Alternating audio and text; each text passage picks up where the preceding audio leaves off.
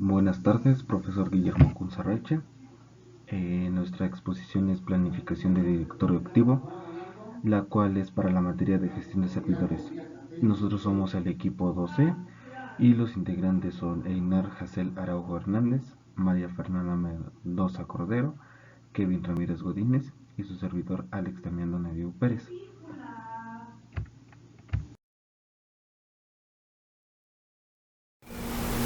¿Qué es el directorio activo? En una base de datos se conjunto de servidores que conectan a los usuarios con los recursos de red que necesitan para realizar su trabajo. La base de datos contiene información crítica sobre su entorno, incluidos los usuarios, las computadoras que hay y quién puede hacer.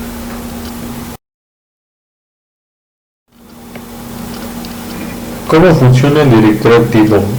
El principal servicio del directorio activo es Active Directory Dynamic Service, ADDS, que forma parte del sistema operativo Windows Server.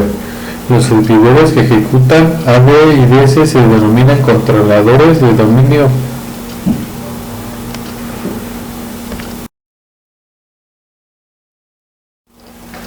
¿Cuáles son los beneficios? El directorio activo simplifica la vida de los administradores y usuarios finales al tiempo que mejora la seguridad de las organizaciones. El directorio activo simplifica la vida de administradores y usuarios finales al tiempo que mejora la seguridad de las organizaciones a través de la función política del AD, o sea, el directorio activo.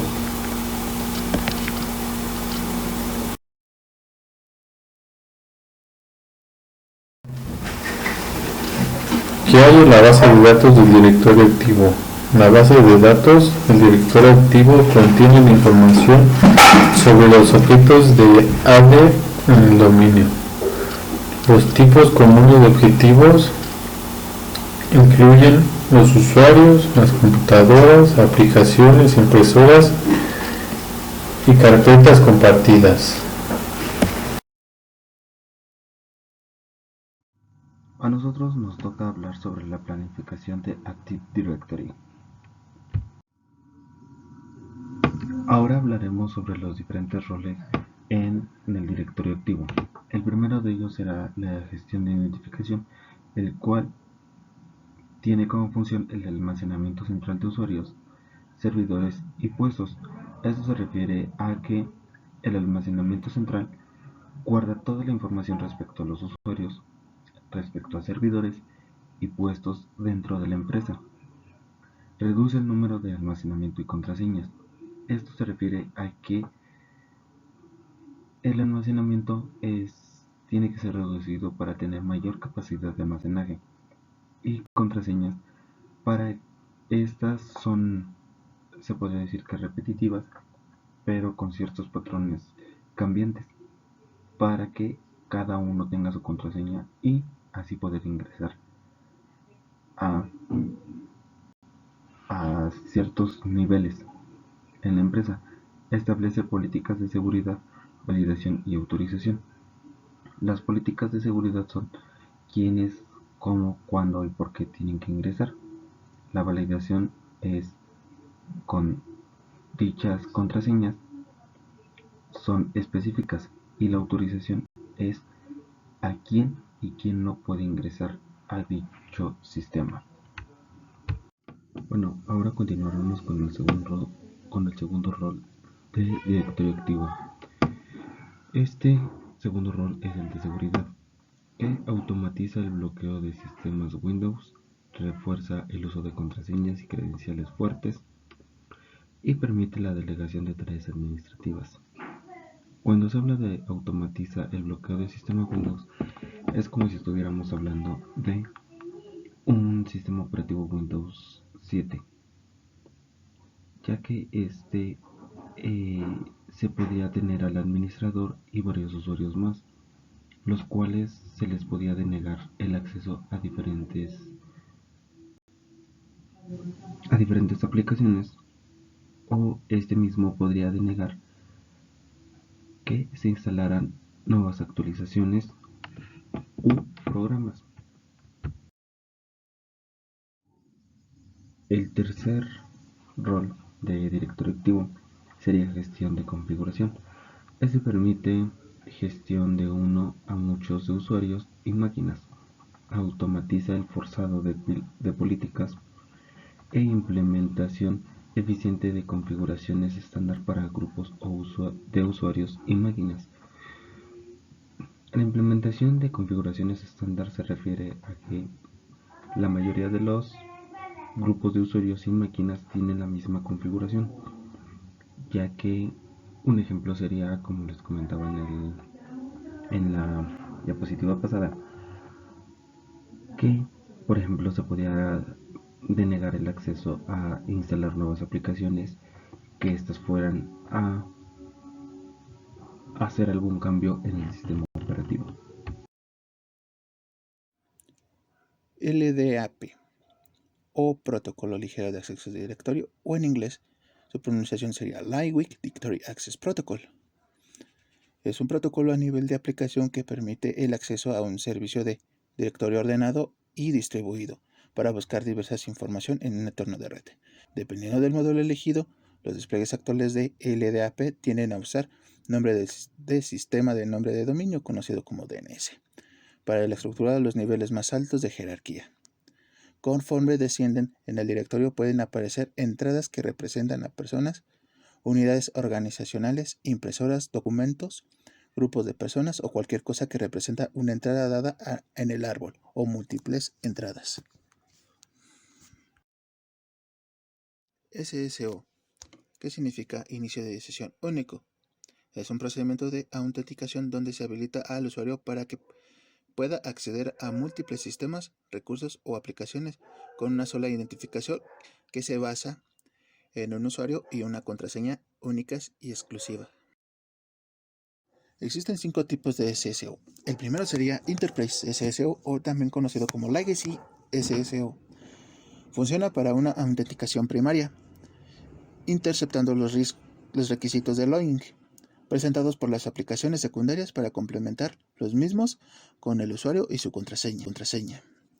El segundo sería Web SSO, también llamado gestión de acceso web. Trabaja solamente con aplicaciones y recursos accedidos por vía web. El tercero sería Kerberos o Kerberos. Es un método popular de externalizar la autenticación de los usuarios. Los usuarios se registran en un servidor Kerberos y reciben un ticket. Al uso de aplicación de cliente, lo presentan y pueden obtener un acceso. La cuarta sería identidad federada. Es una nueva manera de enfrentar el problema de la autenticación, también para las aplicaciones web. Utiliza protocolos basados en estándares para habilitar que las aplicaciones puedan identificar a los clientes sin necesidad de autenticación redundante. Y por último, tenemos OpenID. Es un proceso de SSO distribuido o descentralizado, donde la identidad se compila en un localizador uniforme de recursos, que en siglas sería URL, que cualquier aplicación o servidor puede verificar. Estructura lógica. En esta parte se verá cómo está conformada un directorio activo o Active Directory, ¿no? Está conformado por 4 bloques que se denominan como dominios, árboles, bosques y OS. Enseguida se les dará una pequeña introducción de cada uno de estos bloques. Ahora hablaremos sobre los dominios. Estos dominios almacenan información acerca de las cuentas de usuario, como nombres, contraseñas, números de teléfono, etc., y permite que otros usuarios autorizados de la misma red tengan acceso a dicha información. En este caso, por ejemplo, está la mesa ejecutiva, la cual tiene acceso a a las cuentas de usuario y saber cómo se llaman y las contraseñas, números de teléfono y todo lo que se menciona. Pero al mismo tiempo, los demás que tienen acceso serían los jefes de área o los supervisores, en dado caso.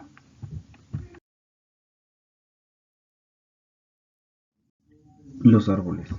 Estos se les conoce así ya que un bosque es una agrupación de varios dominios de Active Directory y posee un único esquema. El primer dominio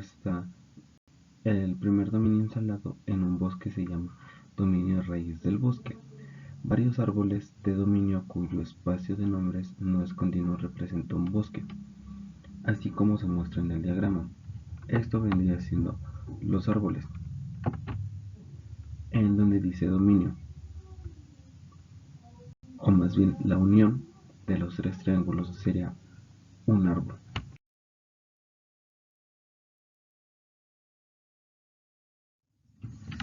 Los bosques vienen siendo el conjunto de árboles, que los árboles son asimismo el conjunto de diferentes dominios.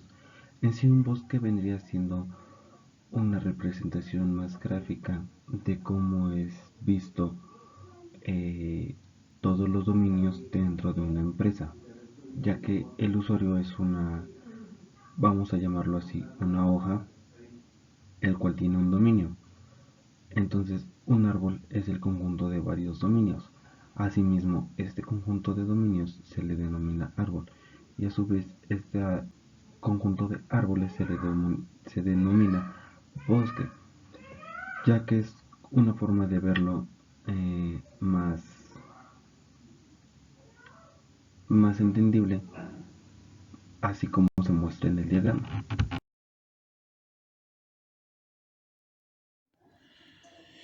OUS o unidades organizativas son las entidades de Active Directory más fundamentales. En esta ocasión nos referimos a que cada unidad se puede decir que es un grupo o un departamento si queremos verlo en un sentido empresarial, con un dominio único o local, con ciertas políticas y restricciones ya registradas en el Active Directory. En este caso, cada departamento o cada dominio local tiene sus reglas y sus restricciones, o en el usuario o los usuarios pueden acceder o no pueden acceder. Controladores. Los controladores de dominio son servidores Windows o Linux, dependiendo del sistema que está usando el servidor. Estos contienen la base de datos del Active Directory. Más que nada, un controlador de dominio almacena una copia de base de datos del Active Directory que contiene información sobre todos los objetos dentro del mismo dominio. Además de cada controlador de dominio, almacena el esquema de todo el bosque, así como toda la información sobre el mismo. Un controlador de dominio no almacenará una copia de ningún esquema o información de un bosque diferente, aunque se encuentre en la misma red. Los controladores de dominio tienen funciones especializadas. Estas realizan ciertas operaciones específicas que no están disponibles en los controladores de un dominio estándar. Están conformadas por 5. La primera sería maestro de esquema. Solo existe un maestro de esquema por bosque, que contiene la copia maestra de un esquema utilizado por todos los demás controladores de dominio. Al tener una copia maestra garantiza que todos los objetos se definan de la misma manera. La segunda sería maestro de nombre de dominio. Solo existe un maestro de nombre de dominio por cada bosque y su función es garantizar que todos los nombres de los objetos sean únicos y cuando sea necesario realizar referencias cruzadas de los objetos almacenados en otros directorios. La tercera sería maestro de infraestructura. Hay un maestro de infraestructura por dominio que mantiene una lista de objetos eliminados y rastrea referencias de los objetos en otros dominios. La cuarta sería maestro de identificador relativo. El maestro de identificador relativo rastrea la asignación y creación de un SID, que quiere decir que es identificador de seguridad únicos, en todo el dominio o por un dominio. Y la quinta y última sería emulador de controlador de dominio primario. Solo hay un emulador de controlador de dominio primario. Sus siglas son PDC. Proporciona una compatibilidad con versiones anteriores del antiguo sistema de dominio basados en Windows NT. Y responde a las solicitudes realizadas por un PDS como se esperaría que lo hiciera un PDC antiguo. Bueno, pues a nosotros nos tocó exponer sobre la instalación del directorio activo. Bueno, primero tenemos que abrir la aplicación de administrador del servidor y tenemos que acceder al menú de administrar y tenemos que hacer clic en agregar roles y las características. Después tenemos que acceder a la pantalla de rol del servidor y seleccionar el dominio del directorio activo y tenemos que hacer clic en el botón donde dice siguiente. Una vez que tengamos en la pantalla siguiente, tenemos que hacer clic en el botón donde dice agregar características. Después tenemos que hacer clic en el botón donde dice siguiente hasta llegar a la última pantalla que nos vamos. Bueno, después que ya nos haya mandado a la última pantalla, tenemos que ponerle, nos va a aparecer la pantalla de configuración y ahí mismo tenemos que hacer clic en el botón donde dice instalar. Después tenemos que esperar a que finalice nuestro directorio activo y bueno, eso sería para lo de la instalación.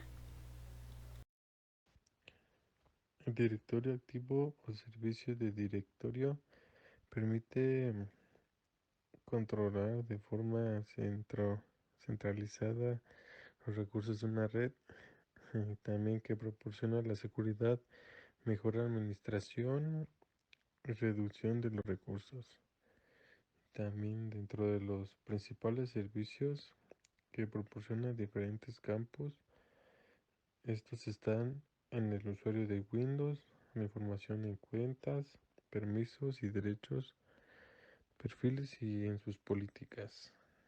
Bueno, para mí el directorio activo es una herramienta muy buena, ya que no tendremos la necesidad de hacer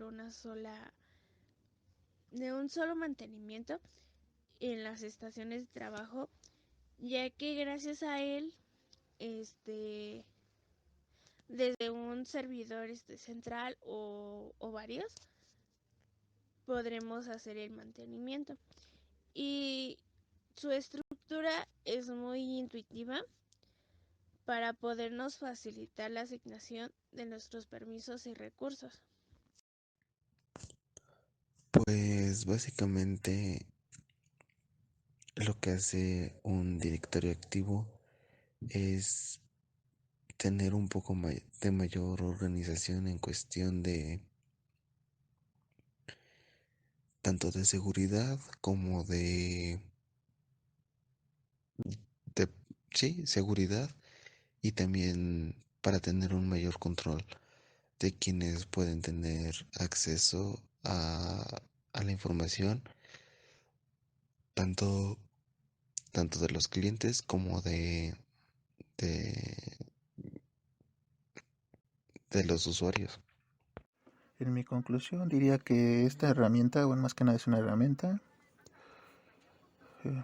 que nos ayuda y nos proporciona cierta ayuda, ya que en el caso de las empresas deben realizarse muchas acciones y esta herramienta nos evita, más que nada nos ayuda a poner protocolos de seguridad, ya que desgraciadamente muchos de los usuarios no somos muy conscientes de las acciones y esta herramienta le evita tanto al administrador como a la misma empresa tener los equipos y la base de datos segura, poniéndole ciertas políticas y nos ayuda a la reducción de recursos. Estas son algunas de nuestras referencias que usamos durante la investigación. De nuestra parte sería todo. Muchas gracias por su atención.